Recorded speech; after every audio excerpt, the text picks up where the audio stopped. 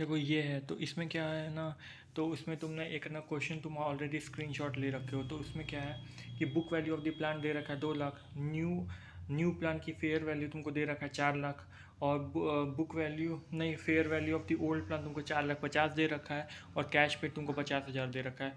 तो तुम सबसे पहले कैश पेड और ओल्ड वाली की फेयर वैल्यू लोगे 4,50,000। तो न्यू प्लांट अकाउंट डेबिट करोगे 5 लाख से, न्यू प्लान की फेयर वैल्यू लेनी ही नहीं है। तुम बैंक जाएगा, तुम जितना पे किए हो 50,000, तुम्हारा, अब तुम बुक वैल्यू लोगे, एंट्री तो बुक वैल्यू से करते हो, तो book value of old plan 2 lakh है, और फिर बाकी का जो भी आएगा वो तुम्हारा प्रॉफिट और एक्सचेंज में चला जाएगा। और ऐसे ही अगर तुम कैश रिसीव्ड कर रहे हो, तो तुम्हारा जैसे 4,50,000 है बुक वैल्यू और 50,000 कैश रिसीव्ड हो रहा है, तो तुम 4 लाख पे करोगे। ठीक है, तो यही होता है।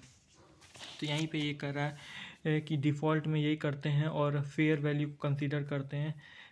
Fair value of the old को कंसीडर करोगे, अगर ओल्ड प्लान दे रखी तो ओल्ड ही को कंसीडर करोगे। यहाँ पे दे रखा है fair value of old plan 3 lakh दे रखा है, और तुमको यहाँ पे ना 50,000 मिल रहा है, तो तुम्हारा कॉस्ट कितना हो जाएगा 3,50,000।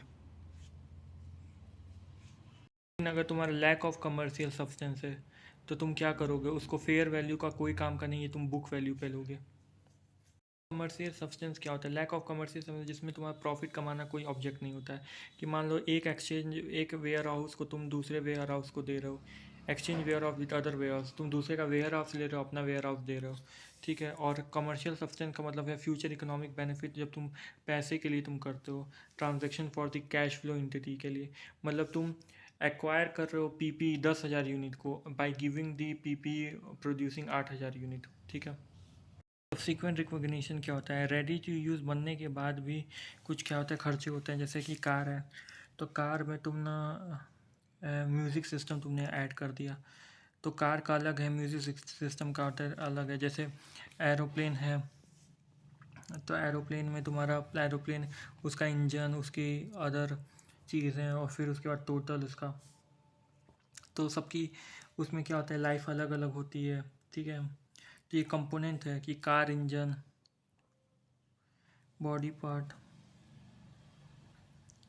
और तो क्या होता है, जो कंपोनेंट है, जब जब हम एसेस खरीदते हैं, तो क्या हर कंपोनेंट की लाइफ सेम होती है? नहीं, अलग अलग होती है। डेप्रिसिएशन कंपोनेंट वाइज लगाना चाहिए तुमको। डेप्रिसिएशन कंपोनेंट वाइज तुमको क्या करना चाहिए, डेप्रिसिएशन लगाना चाहिए। जैसे मान लो कि तुम रिपेयर करा रहे हो किसी चीज़ को, मान लो कार खरीदे हो, तो कार खरीदने को तो रिपेयर कराना पड़ेगा ना, एनुअल मेंटेनेंस उसको करना पड़ेगा, तो उसको तुम पीएनएल में डालोगे। ठीक है, लेकिन तुम अगर उसको ना रिप्लेसमेंट करा रहे हो, तुम अगर माइनर रिप्लेसमेंट करा तो माइनर पीएनएल में चला जाएगा, मेजर करा रहे हो तो तुमको उसको कॉस्ट में क्या करना पड़ेगा, ऐड करना पड़ेगा। लेकिन जैसे ही तुम्हारी जो पार्ट है वो तुम्हारी ओल्ड हो गई है, तुम उसको डी रिकॉग्नाइज कर रहे हो, तो उसको पीएनएल में करोगे, और जब तुम नए नए पार्ट को ले आ रहे हो, तो तुम उसको ऐड करोगे। अगर तुम किसी चीज़ का इंस्पेक्शन कर रहे हो, और तुम क्या होता है उसका ओवरहॉल कर रहे हो, या तुम इंस्पेक्शन कर रहे हो, जिससे कि ना, तुम इंस्पेक्शन करने से क्या होता है, उस लाइफ इन एसेट्स की लाइफ तुम्हारी बढ़ जाती है, क्योंकि इंस्पेक्शन एक्सपर्ट के द्वारा की जाती है। तो उसको तुमको क्या करना पड़ेगा, कैपिटलाइज करना पड़ेगा। प्लेसमेंट के अंदर आता है तुम्हारा कंपोनेंट बेस्ड अकाउंटिंग। जैसे एक एरोप्लेन है, तो उसका इंजन अलग होता है, उसका इंटीरियर अलग होता है, उसका बॉडी पार्ट अलग होता है, और कंपोनेंट अलग होता है, और उन सबकी लाइफ भी अलग अलग होती है। तो एक डेप्रिसिएशन चार्ज करना सही नहीं है। मेथड फॉलो करता हूं, तो बताओ एसएलएम मेथड में डेप्रिसिएशन अगर मैं इंजन पे लगाऊंगा तो 3 साल के अंदर 150 करोड़ राइट ऑफ करना पड़ेगा, बोलो आया ना। तो मैंने क्या किया, फटाफट बोलो 50 करोड़ क्या करूंगा, 50 करोड़ डेप्रिसिएशन लगा रहा हूं। इस पे कितना लगेगा बेटा, 15 करोड़ लगेगा। 15 करोड़ क्यों लगेगा, क्योंकि 5 से डिवाइड करोगे, बोलो आया ना।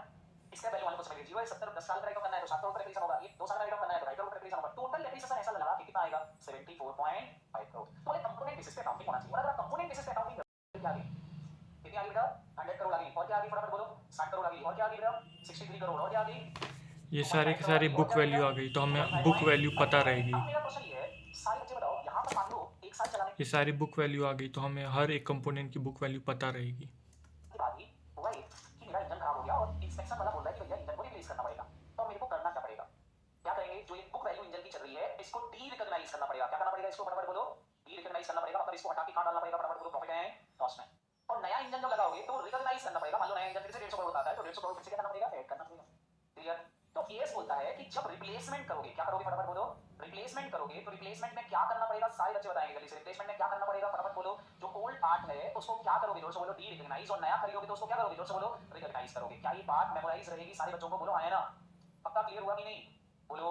तो यहाँ लिखा है करोगे, डी रिकॉग्नाइज करके कहाँ ले जाओगे जोर से बोलो, पी&एल में। और जो नया लगाए हो बताओ उसको क्या करोगे, रिकॉग्नाइज करोगे। क्या ये मेमोराइज रहेगा सबको।